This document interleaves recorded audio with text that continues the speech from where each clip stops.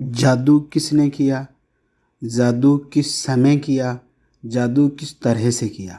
یعنی جادو گھول کے پلایا، جادو کو جلایا، جادو کو دفن کیا، جادو کو ہوا میں لٹکایا، جادو کو پانی میں بہایا، جنات مسلط کیے، بھوت پریت مسلط کی، کیا طرح سے جادو کیا گیا۔ کوئی بھی اس پرکار کا آپ کا مشکل سے مشکل کام ہو، چاہے تو کوئی عام ناگرک ہے، چاہے تو کوئی خاص قسم کا عامل ہے، وہ پریشانیوں سے گزرتا ہی گزرتا ہے۔ سمجھ ہی نہیں بن پا رہی ہوتی کہ جادو کون کر رہا، کس سمے ہوا، کس طرح سے ہوا، علاج کیا ہے۔ یہی جو آج آپ کو علم بتانے لگے، یہی پانی پہ حاضرات ہوگی اور اسی سے آپ اپنا ہر پرکار کا کام لے پائیں گے۔ جادو کا علاج ہو جائے گا، جادو ہے کہاں پہ پتہ لگ جائے گا، کتنے سمے پہلے ہوا پتہ لگ جائے گا، اس کے کیا کیا نقصانات ہیں یہ پتہ لگ جائے گا، کیا کیا نقصان آپ کو پہنچ چکے یہ پتہ لگ جائے گا، اس کا حل کیا ہے، اس کو کاٹا کیسے جائے گا، اس کا علاج بھی وہی کر کے دیں گے۔ بہت زیادہ فائدے ہیں۔ جنات ہیں، خبیث شیاطین ہیں، ان کو بھگا دیا جائے گا یا جلا دیا جائے گا۔ کوئی بھی مرد، کوئی بھی عورت، جو بھی اس علم کو کرنا چاہتا، اس کو اچھے سے سمجھیے۔ یہی کام آپ کو یا تو گرووار سے شروع کرنا ہے یا شکروار سے۔ کیول 3 دن کا علم ہے، آپ نے 3 دن یہ علم کرنا ہے۔ شیشے کا برتن لیجئے جس میں آر پار دکھ سکتا ہو، اسی میں پانی بھر لیجئے۔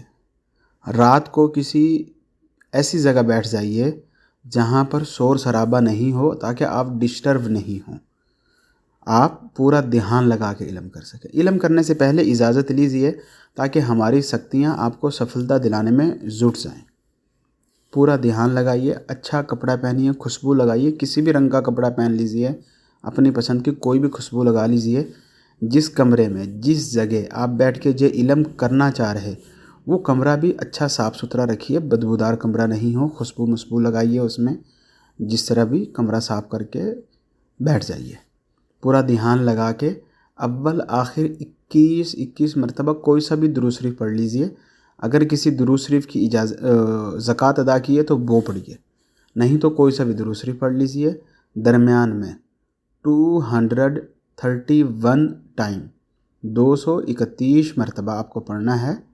خیزر مست خیزر است جاپو نام تمہارا، تم کرو کام ہمارا بفضل اللہ اللہ اللہ۔ ایک بار پھر دھیان سے سنیے۔ خیزر مست خیزر است جاپو نام تمہارا، تم کرو کام ہمارا بفضل اللہ اللہ اللہ۔ اسی کو آپ نے 231 مرتبہ پڑھنا۔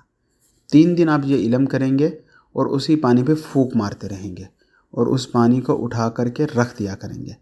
تیسرے دن وہی پانی آپ خود پی لیں گے اور تھوڑا سا پانی کسی بھی ایسا بچہ جو 16 سال سے کم ہو، 14 سال سے کم ہو، اس کو پلا دیجئے، کوئی خطر نقصان نہیں۔